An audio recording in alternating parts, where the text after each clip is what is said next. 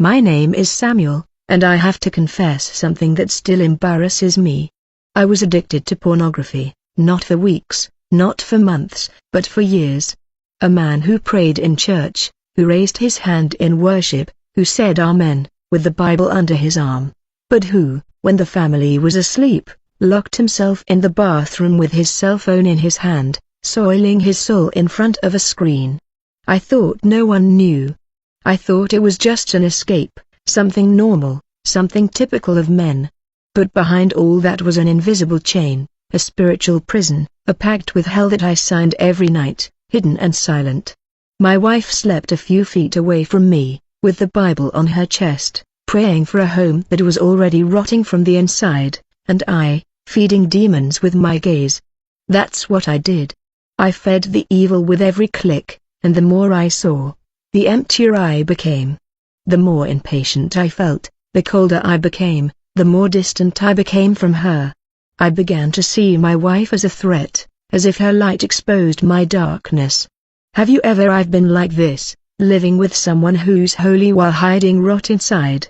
I lived like this every day, but something worse was happening, something I only understood later. I wasn't alone. There were nights when I felt a weight in my room, a presence in a dark corner, and it wasn't psychological. It was real. It was as if every time I gave in to my addiction, I opened a door for something to watch me, something that smiled as I fell. And if you think I'm exaggerating, wait until you hear what happened to me that morning. Because after years of pretending everything was okay, my heart stopped. I fell, and for 3 minutes, I was taken to a place where everything I was hiding was thrown in my face. There were no more excuses. There were no more lies. There, what I called addiction had a face and was demonic. And if all of this reminds you of anything, if in any way this type of addiction has been or still is present in your life or the life of a loved one, leave a comment. Tell me, sometimes just write, I struggle with this too. Oh, I've seen how this can destroy someone, it can break an invisible chain, and if this story has struck a chord with you, if it's made you rethink how far certain things can go, hit like and then animation. It's not just about helping the channel, but about spreading this message to more people who need to hear it before it's too late. People who are now falling into the same hole I fell into, thinking it's just a minor sin. And if you feel you need to support someone who has already gone through this, subscribe to the channel because I still have a lot to tell you, and perhaps in the midst of what's to come, you'll find just the answer you were looking for. But stay with me because if you've ever played with this kind of sin, thinking it was harmless, you'll discover it can steal all your memories. Exactly the day it all began.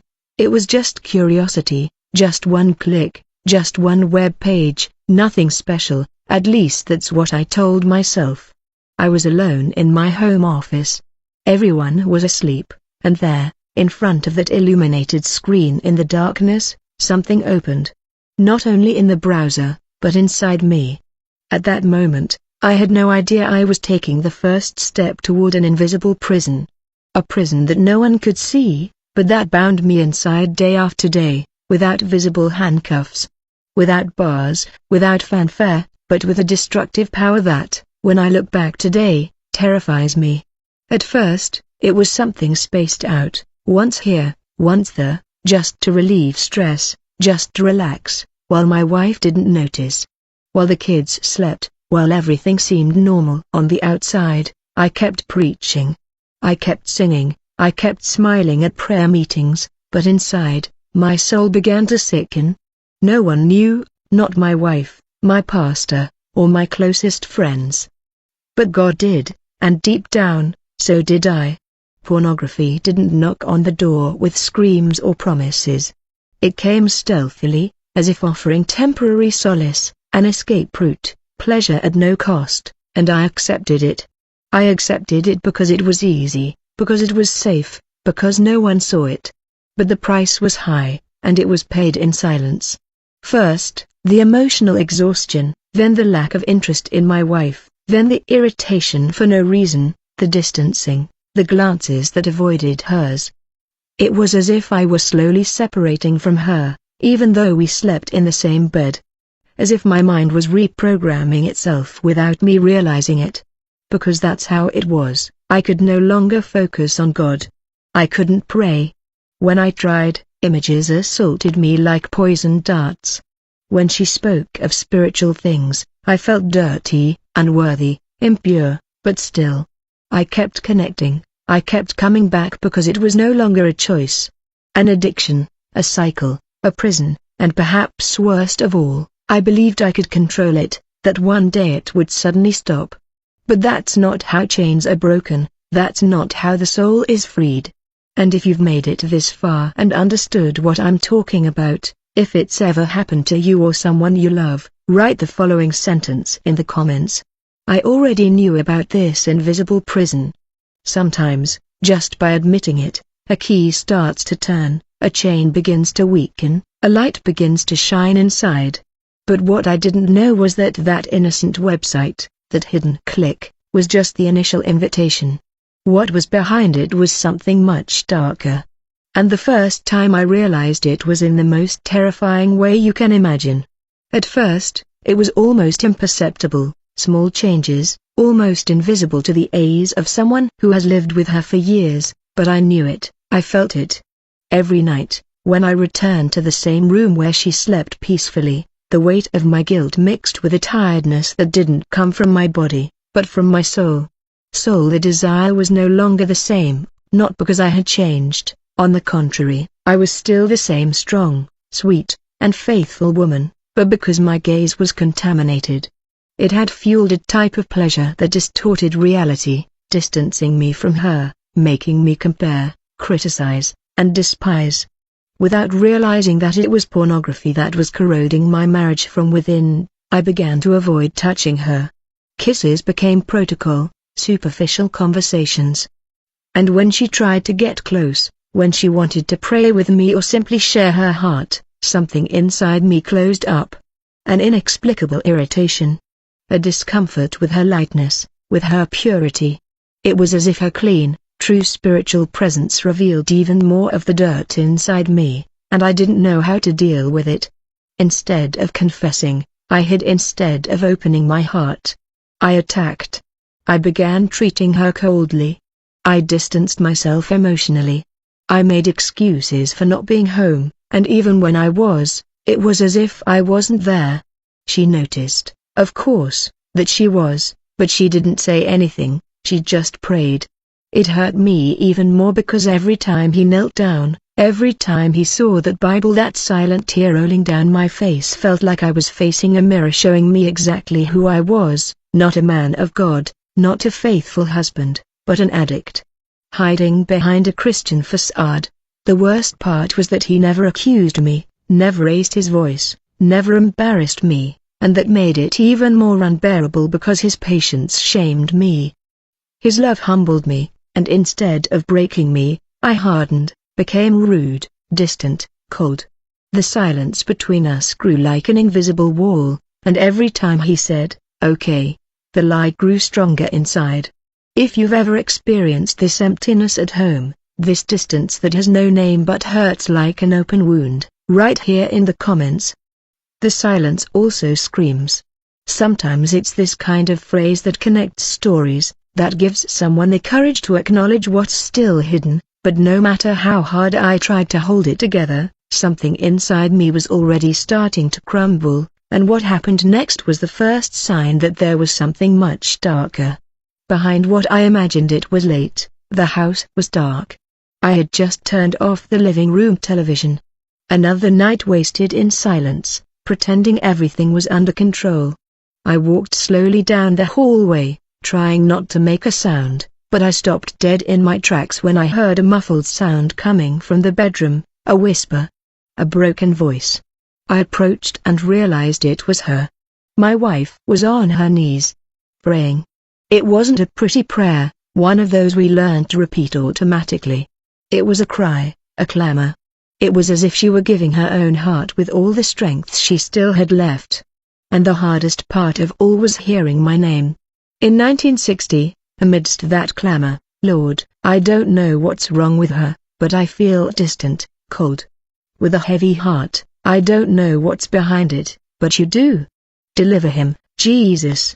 Free my husband, bring him out of the darkness. Don't let our home die. I stood still. A lump formed in my throat. It pierced me like an arrow because she was praying for something that not even she knew.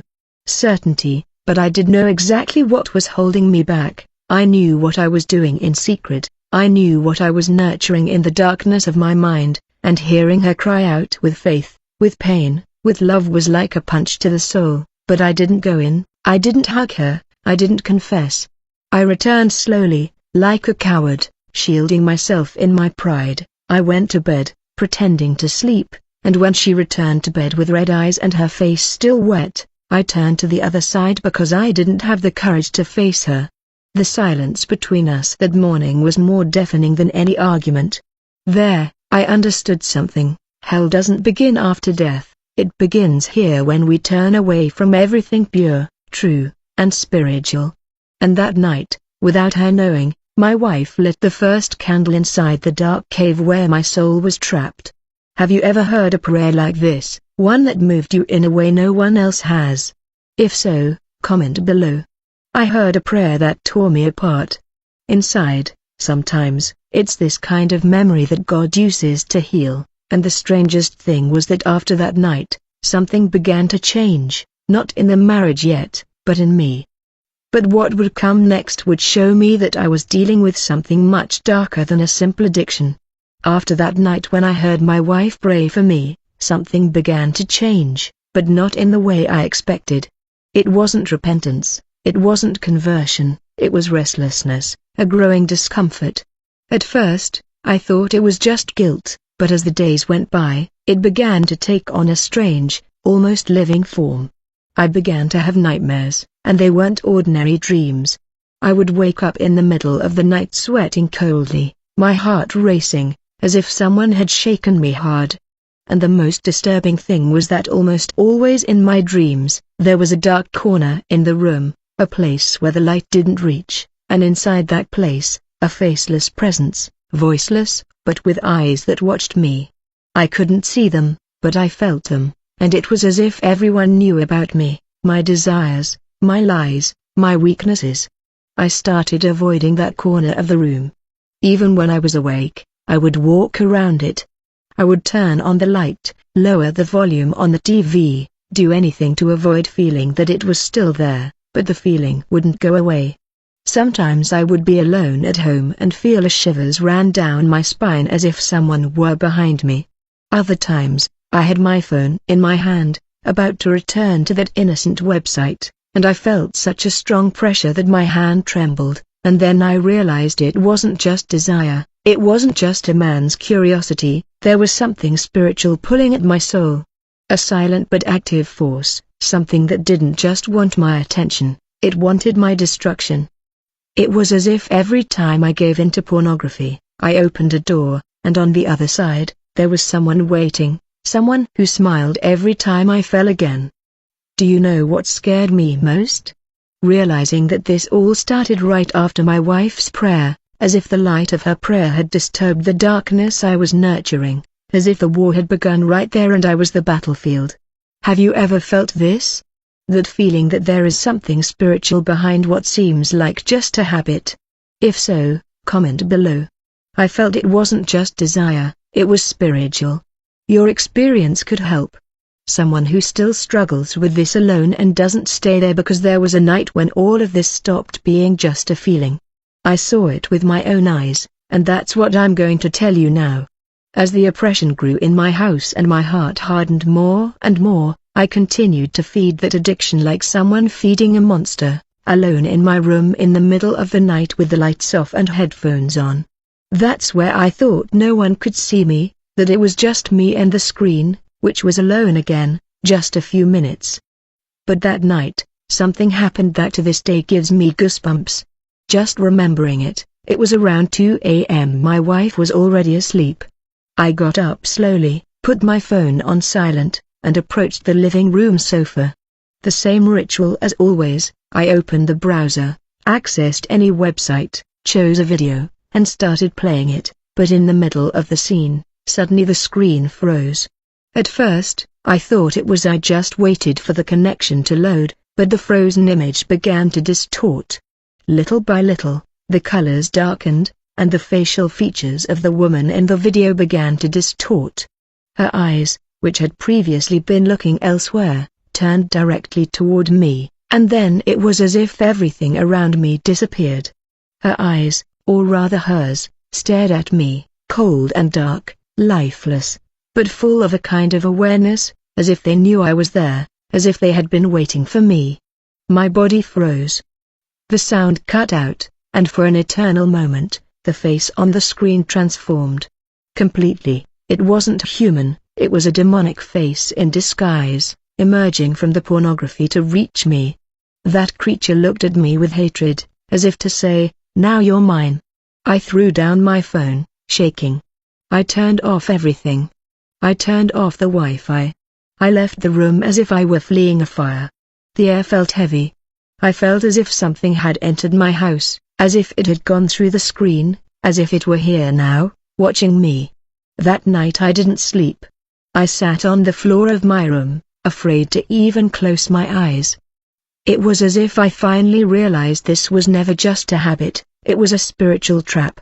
And I had given in voluntarily. If this touched you in any way, if you've ever been through something similar, comment here with the phrase "Now I understand what it really was." It may seem strange, but your courage to comment could be the beginning of someone's liberation, and I don't think it would stop there because the next morning something even stranger happened, something that proved to me that my wife already knew that morning. After what I saw on the screen, I kept trying to convince myself that it was just tiredness, lack of sleep, overwork, my mind creating images where I didn't know them. It repeated itself to Aunt Demon that's only in other people's heads. I don't believe in these things. But at night, I paid the price for my disbelief. It was a little after 3 in the morning, the same time I always woke up, my face drenched in sweat, as if I'd run a marathon in a nightmare. Only this time, I couldn't even get up. I opened my eyes, and the room was completely dark, darker than usual. A darkness that seemed alive. I heard a dull noise, like a raspy whisper, coming from the corner of the room. Then I saw it. A dark figure standing there, staring at me. My whole body froze. I tried to get up, but I couldn't. I felt the mattress sink right next to me, as if someone had sat down there. It wasn't my wife. She continued sleeping motionless, as if she didn't feel anything, but I felt everything. An absurd weight on my chest kept me from breathing properly. It was as if invisible hands were pressing against me. The bed. I tried to scream but my voice wouldn't come out. I tried to move my legs and arms but nothing responded. I was awake, conscious but paralyzed, and in that silent darkness, I realized this wasn't psychological, it was spiritual. The figure was approaching. It had no face, just a shadow, and even without eyes, I knew they were watching me. A shiver ran down my spine, and in that instant, a truth ripped apart inside me. I was exposed not only by pornography but by everything I carried hidden, the contaminated heart, the unconfessed sin, the absence of God in me. The door was open and they knew it. When I finally managed to move, I fell to the floor. Shaking, crying, and for the first time in a long time, I murmured a weak prayer. Formless, but it was all I could say. God help me. If you've ever experienced something similar, if you've ever felt a presence watching you while your life was steeped in sin, comment here. I didn't know it was spiritual. You can be sure your experience could open someone's eyes today. But it wasn't just that night. What happened in the following days showed me that I was fighting a war and that the battlefield was my own home. It happened on a normal afternoon. I was home alone. I had argued with my wife before, and as always, I locked myself in the room with my cell phone in my hand, looking for the typical dirty relief. But this time, my body began to shake. A cold sweat ran down the back of my neck. I felt a tightness in my chest like never before. I tried to get up, but it was as if my legs had disappeared. Everything went dark. I fell to the ground with force. I still remember hitting my head against the floor. I tried to call someone, but I couldn't even breathe, and then everything stopped. The sound, the light, the time. My heart simply stopped beating. The doctors said that after about 3 minutes, what I experienced there seemed like an eternity. I woke up in a place that was not this world. It had no walls, no roof, no color. It was like being underground, but with no ground around me. A dry, arid valley. The air was heavy, and in the background, I heard screams they came from one place. They were everywhere, and every scream seemed to contain a pain I didn't know a soul could bear. I tried to run, but my feet sank into a kind of dark dust, as if everything there was dragging me down. The sky didn't exist, only dense shadows moving slowly like living smoke. And every time I tried to look ahead, something made me look inside. It was as if that place revealed everything I was trying to hide. Every lie, every vice, every dirty thought, every disregard for my wife's faith. Everything there was alive, burning inside. And then I understood. That place was real. It wasn't a dream, it wasn't a hallucination. It was the reflection of my soul. A place where God's light doesn't enter. An echo of hell. And I was there. Maybe you think it's an exaggeration, that it's an invention. But I ask you, are you sure your sins aren't taking you there? Also, if this moves you, comment below. I don't want to know that place. It may seem like a simple phrase, but it could be the first step toward liberation for someone who loves you. I follow in silence because what I saw next was worse than any scream, and I will remember it forever. I don't know how my feet moved. I walked, but I didn't know where. It was as if the valley itself was taking me. Then I heard a voice, not from outside, but from within, a voice saying, "Here are those who have hidden their sins." That phrase pierced me like a sword, and suddenly I began to see faces. They weren't strangers, they were people I knew. Some were from my old church. I followed others on social media. People who preached, sang, smiled at Sunday services. But there were no smiles anymore, only empty eyes, empty like wells without in the background. They remained still, as if trapped within themselves. Their bodies were covered in a kind of grey smoke that seemed to cling to their skin like shame incarnate. There was no fire, but the pain was visible. It was a moral pain, a pain of the soul. As if each of them were consumed by the weight of everything they had never confessed. One was crying without tears, another was trembling with clenched teeth. They all had something in common. Their eyes were unblinking and seemed to look directly at me, as if they knew I was hiding it too. I approached a man. His face seemed familiar. He was a respected leader in the church, a family man. I remember hearing him preach once, with such beautiful words about repentance. But now he was standing there with his hands crossed over his chest, as if trying to hold back something that was bleeding inside. He looked at me, and in that look I understood. He had never confessed. He had never exposed himself. He lived like me, seemingly afraid of the shame of men, but blind to God's judgment with every step. Faces: a woman singing praises, a pastor whom everyone praised, a young cell leader, everyone there burning in silence, and that voice returned, "Here they are. Those who have hidden their sins." At that moment, I wanted to scream, run, disappear, but the earth seemed to draw me in, as if the valley knew me, as if it knew I was wearing a mask, and the worst part was that I began to hear phrases that sounded like mine. "It's just a small sin, no one has to find out. I can control myself, I can stop whenever I want." That tore me apart inside. Have you ever wondered if someone you admire, or even yourself, could be here in this place? If this passage moved you? Comment below. I don't want to be found in the valley of shame, but what awaited me ahead was something I could never have imagined, and then I stopped. In the middle of that valley, there was something that stood out among everything, a mirror, but it wasn't ordinary. It was ancient, framed with something that looked like burnt bone, and it didn't reflect appearances but the truth. I approached with fear, as if something inside me already knew what I was about to see. When my eyes met that reflection, a shiver ran through my body. That was me, but not as I saw myself in the world. It was as God saw me.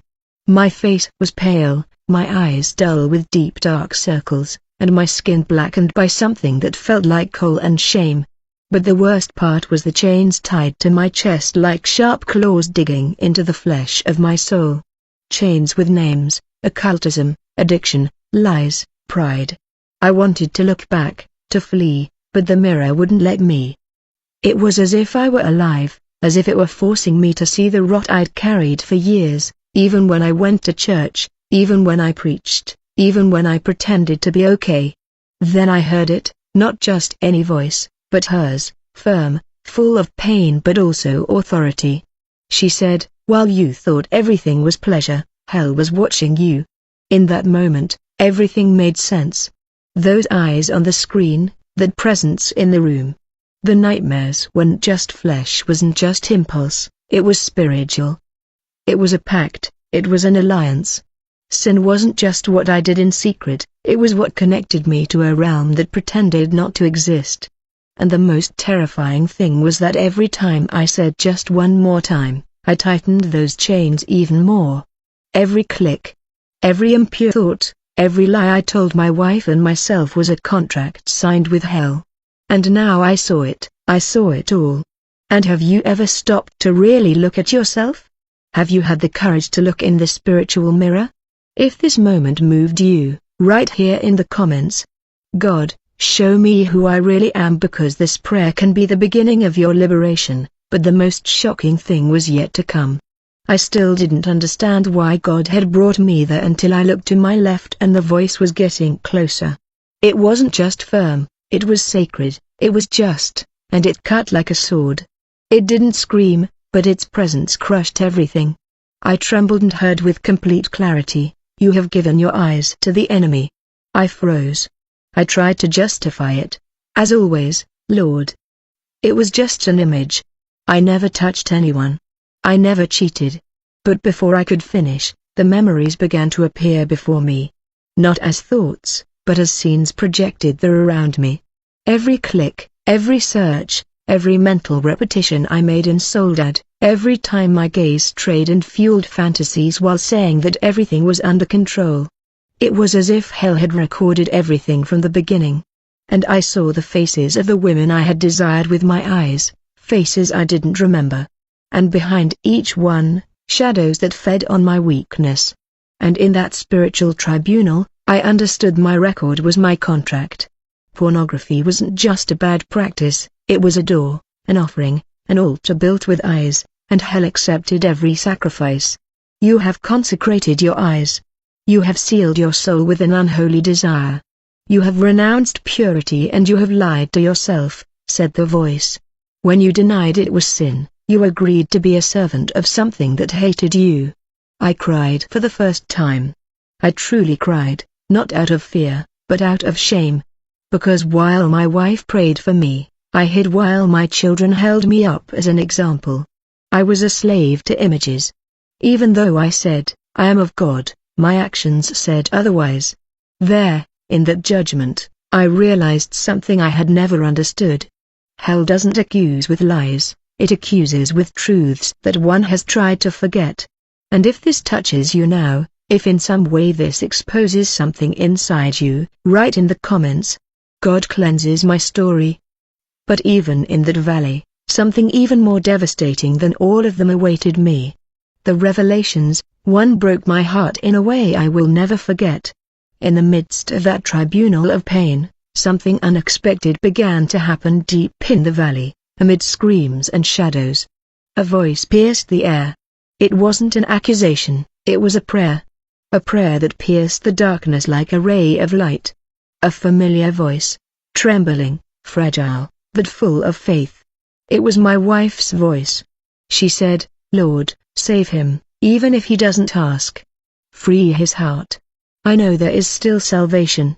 It tore me apart inside. How could I pray for myself after everything, after what I hid, after so much coldness, so much indifference, so much silence? In that moment, I fell to my knees. If it were even possible to kneel in that place, and while hell displayed my sins like a trophy, Her intercession began to accomplish the impossible. A wind whipped through the valley. The voices ceased, and a light, at first dim, began to illuminate me. It wasn't warm, but it was alive. It was mercy taking form. And I heard another voice. This time from up, not one of judgment but of love. She didn't give up with you, and because she prayed I heard her. In that moment everything around me began to tremble. The chains creaked. The pain was still real, but there was something different, a kind of tear in reality, as if heaven opened a path through hell. It was a portal, a call, and then I understood who prays with faith can break even the oldest pacts, the most hidden vices, the most shameful sins, because God always listens. I wanted to scream, but my voice didn't come out, only tears, because the prayer of a woman who loved me more than I deserved was taking me out of the clutches of hell, not because I deserved it but by grace. If you still pray for someone even if it seems impossible, write below, should I keep praying for him or should I pray for her? God hears you more than you can imagine. And it was there, under that growing light, that I realized something was about to change.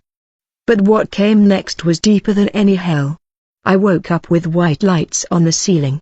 A continuous beeping filled the room. The doctors' voices were saying things I barely understood. I was in the hospital, alive, but something inside me had died, and at the same time, something had been born. For days, I didn't say a word. My wife sat with me in silence, trying to understand. All I did was cry. I cried so hard that my throat burned. It wasn't physical pain, it was shame. It was heaviness. It was the echo of everything I had seen, of everything that was inside me. They said I had a heart attack and almost died. But how can I explain that I went beyond that? That I saw hell? That I tasted damnation? That I heard my name echoing in the mouths of demons? It wasn't possible, and I didn't want to look her in the eyes. How could I face a woman who prayed for my soul while I desired others on the screen? How could I explain to her that behind that addiction was a real entity, a spirit that wanted to destroy my marriage, my future, and my salvation? So I stayed silent. I spent days avoiding any kind of conversation.